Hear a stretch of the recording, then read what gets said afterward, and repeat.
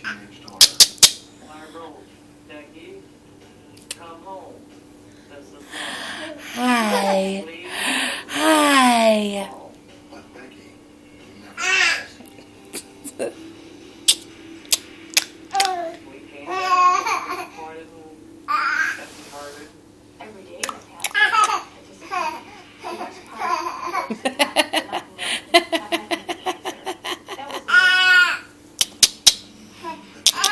Of Becky's story. Investigators delve deeper into Becky's personal. Becky and I were we were doing things that Can you do I this, would baby? want my 15-year-old son.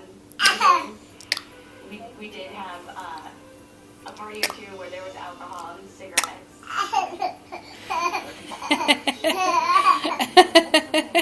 Becky's